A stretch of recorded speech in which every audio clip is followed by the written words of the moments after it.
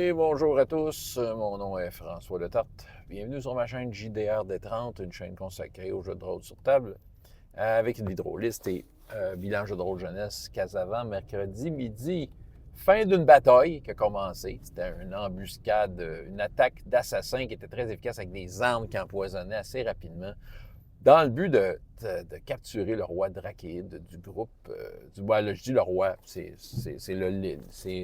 l'héritier du trône de la terre des anciens dieux, qui est un des personnages joueurs. Et évidemment, c'était un gros avertissement, disant que de vouloir être roi, d'avoir des ambitions par rapport à ça, d'avoir quand même une certaine comme influence aussi, parce qu'il y a quand même des gens qui se rallient à lui d'une certaine façon, là. Ça amène son lot de scènes à la Game of Thrones. Fait que c'est ça. Fait qu'il va y avoir, évidemment, adapté pour les jeunes. Mais non, mais c'est ça. Il y a des assassins qui ont été envoyés. Les personnages joueurs ont quand même réussi à maîtriser les assassins. Les quelques assassins qui restaient se sont un peu poussés en essayant de ramasser les armes de leurs collègues. Ce qui arrive, c'est qu'en fait, les armes avaient la rune du poison. Une rune de poison qui faisait en sorte, à toutes les fois que tu attaquais avec, il y avait comme poison rapide, quelque chose qui est comme très standard dans Chroniques oubliées, qui s'activait, avec la petite différence qu'en fait, le test de sauvegarde contre ce poison-là, si c'est réussi, ça fait rien. Si c'est manqué, c'est 2d6 de dommages. Fait qu'il y avait un petit peu ça. Fait que là, c'est ça. Ils ont réussi à, en quelque sorte, c'est ça, à maîtriser les assassins, tout ça, et à sauver, à stabiliser le joueur Drakéide, parce que, écoute, j'ai failli avoir un mort sur les mains. Il était à moins 33 points de vie. OK, comment tu survis à ça? Ça s'appelle des points de chance à Chroniques oubliées. C'est une ressource qui sert exactement à ça, à réussir des jets de dés quand c'est critique. Surtout que moi, c'est ça, j'ai ma propre façon de traiter les dommages et les points de vie. Je trouve, perso, que la façon que j'ai fait, c'est un peu plus conséquent. C'est plus représentatif de à quel point tu es blessé. C'est ça. C'est ça. Ils ont fait ça, puis à un moment donné, il y avait un des assassins qui ont étouffé, comme l'homme serpent du groupe l'a étouffé. Bon, un des armes forgées, il avait des mains en feu.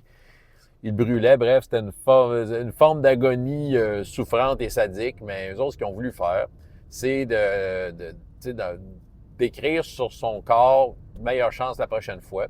Et ils ont découvert que c'est ça, le roi Drakéide, en fait, le futur peut-être roi Drakéide, les assassins avaient essayé d'y mettre des menottes qui téléportent. Fait qu'ils ont décidé, ça doit les retourner là où il y a le repère des bandits, des assassins.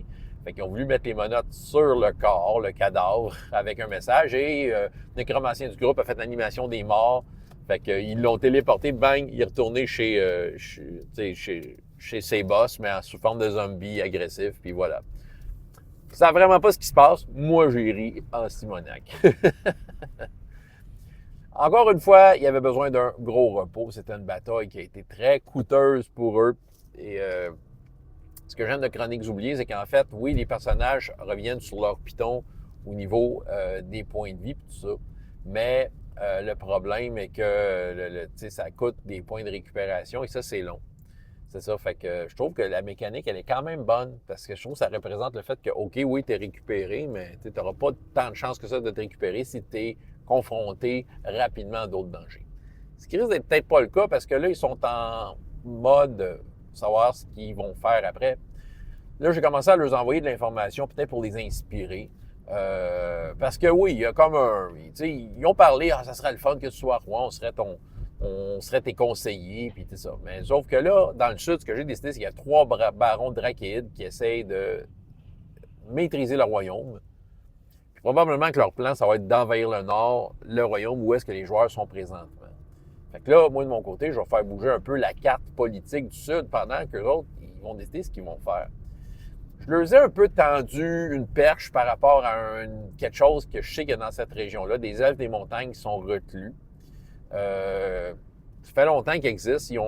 Sont apparus dans des vieilles games quand je faisais à la bibliothèque, dans les premières années que je faisais des animations en bibliothèque. Puis je me disais, ça serait intéressant, des elfes des montagnes qui sont très enfermés dans leur petit coin et qui jouent un peu avec la nécromancie.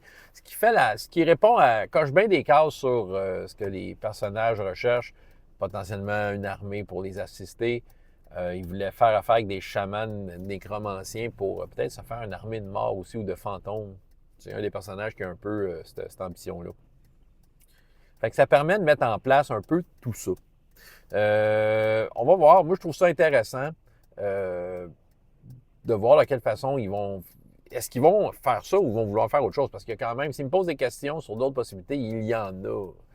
Je dirais que, disons que, mettons, si on veut se faire une armée one-shot, puis l'histoire des fantômes, c'est comme la meilleure place, c'est là. Il y a plusieurs petites choses qui se passent. C'est ça, il y a quand même de quoi d'intéressant au niveau du développement de la campagne. Le seul problème que j'ai, bien, ça reste quand même une game où je ne vois pas longtemps de la shot. Il faut quand même qu'il se passe de quoi de rapide.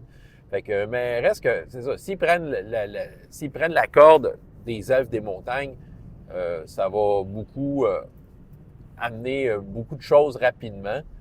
Un des joueurs a parlé du maître Calque, le créateur, un créateur d'armes forgées qui peut-être pourrait les aider. Là, c'est ça, ils m'ont sorti ce nom-là, ils se souvenaient de lui. Moi, je m'en souvenais pas, mais là, je m'en souviens. Mais il vient de la ville, je ne me souviens plus de la ville, mais en tout cas, c'est la ville qui a été détruite l'année passée. Fait que je suis pas sûr que son atelier soit bien en place. Si le bonhomme est encore vivant, ben, d'une certaine façon, oui, il a encore ses connaissances et sa science, mais c'est ça. Fait que, oui, puis là, le forgesort du groupe a décidé d'essayer de transférer les runes de poison sur d'autres armes du groupe. J'ai décidé que oui, c'était possible, que c'était long. Fait que là, dans le fond, et c'est ça, dans le fond, il a réussi à faire ça, là, il a réussi à aller. J'ai demandé des jets de dés, qui a tout réussi en fait, parce qu'il est quand même bien équipé. Puis c'est ça. Fait que là, il y en a un que, tu sais, il y a comme un nécromancien dans le groupe qui n'arrête pas de kicker le monde. C'est tellement pas son affaire la plus forte. Mais là, il y a la rune du poison sur ses bottes. Fait que quand il kick le monde, il risque d'être empoisonné par-dessus. Fait que, bon, ça augmente l'efficacité de son espèce de forme d'attaque qu'il trouve bien cool. Mais c'est ça. En tout cas, bref, c'est assez intéressant. J'ai hâte de voir la suite. François Letarte, JDR de 30. Et jusqu'à la prochaine fois, ayez autant de plaisir dans la vie que dans les jeux. Au revoir.